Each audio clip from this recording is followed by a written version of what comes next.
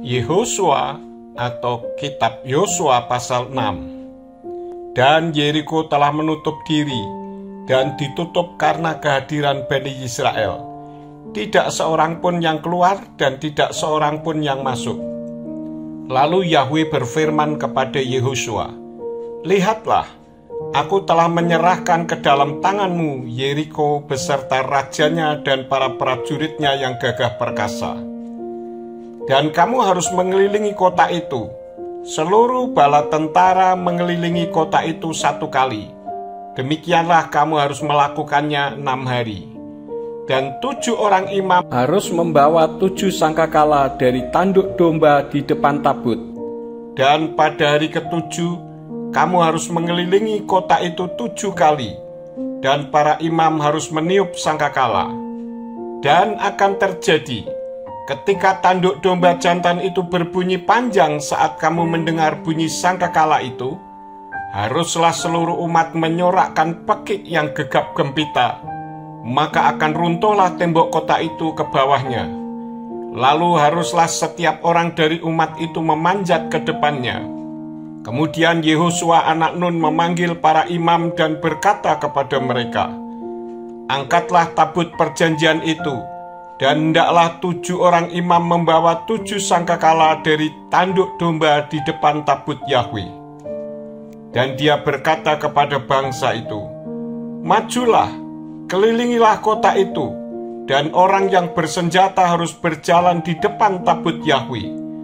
Lalu terjadilah, ketika Yehosua telah berkata kepada bangsa itu, ke-7 orang imam yang membawa 7 sangkakala dari tanduk domba di hadapan Yahweh, mereka bergerak maju meniup sangkakala. Dan tabut perjanjian Yahweh mengikuti mereka. Dan orang yang bersenjata berjalan di depan para imam sambil meniup sangkakala. Dan rombongan mengikuti tabut itu, berjalan maju dan meniup sangkakala. Dan Yehosua telah memerintahkan bangsa itu dengan mengatakan, "Janganlah kamu bersorak atau membiarkan suaramu terdengar. Juga janganlah keluar sepatah kata pun dari mulutmu, sampai pada hari aku berkata kepadamu, bersoraklah, maka kamu harus bersorak." Demikianlah tabut Yahweh mengelilingi kota itu, mengelilinginya 1 kali. Lalu mereka kembali ke perkemahan dan tinggal di perkemahan. Dan Yehosua bangun pagi-pagi, juga para imam yang mengangkut tabut Yahweh, juga ke-7 orang imam yang membawa 7 sangkakala dari tanduk domba itu, berjalan di depan tabut Yahweh, berjalan maju, dan mereka terus meniup sangkakala. Dan orang yang bersenjata berjalan di depan mereka, dan rombongan mengikuti tabut Yahweh, sambil terus berjalan maju serta meniup sangkakala. Dan pada hari kedua mereka mengelilingi kota itu sekali, lalu pulang ke perkemahan. Demikianlah mereka melakukannya selama 6 hari. Dan terjadilah pada hari yang ke-7, mereka bangun pagi-pagi saat fajar menyingsing, dan mereka mengelilingi kota itu 7 kali. Hanya pada hari itu mereka mengelilingi kota 7 kali.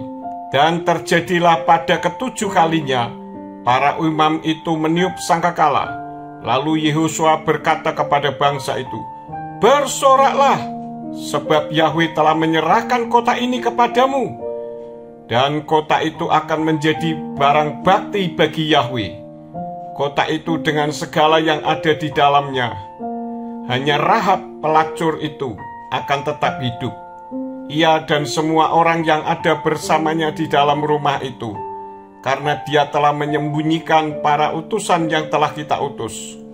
Dan kamu harus benar-benar menjaga diri dari barang bakti, agar kamu tidak membuat dirimu tertumpas ketika kamu mengambil dari barang bakti itu.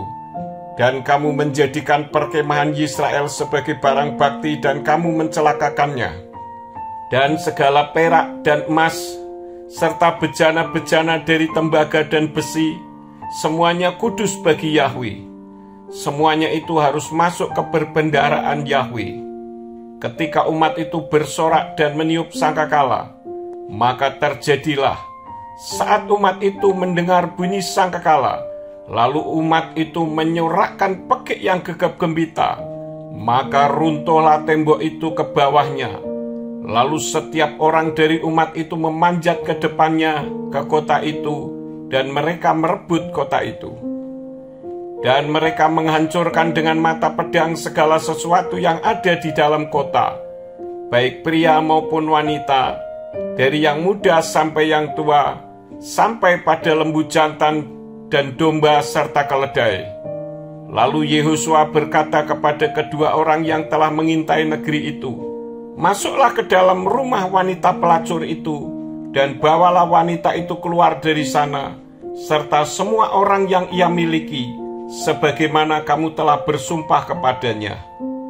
Lalu orang-orang muda itu, para pengintai itu, masuk ke dalam dan membawa Rahab keluar, juga ayahnya dan ibunya, dan saudara-saudara lelakinya, serta semua yang ia miliki. Jadi mereka membawa seluruh keluarganya, lalu menempatkan mereka di luar perkemahan orang Israel. Lalu mereka membakar kota itu dengan api, juga segala sesuatu yang ada di dalamnya. Hanya mereka memberikan perak dan emas, serta bejana-bejana dari tembaga dan dari besi kepada perbendaharaan bait Yahweh. Demikianlah Yehosua membiarkan hidup Rahab pelacur itu dan keluarga ayahnya, serta semua yang ia miliki. Dan dia hidup di tengah-tengah orang Israel sampai hari ini, karena dia telah menyembunyikan para utusan yang Yehosua utus untuk mengintai Yeriko.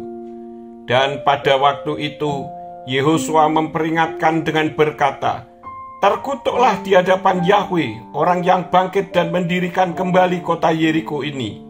Dia akan meletakkan dasar kota itu dengan korban anak sulungnya, dan dengan korban anak bungsunya dia akan memasang pintu-pintunya." Dan Yahweh menyertai Yehosua, juga kemasyhurannya terdengar di seluruh negeri itu.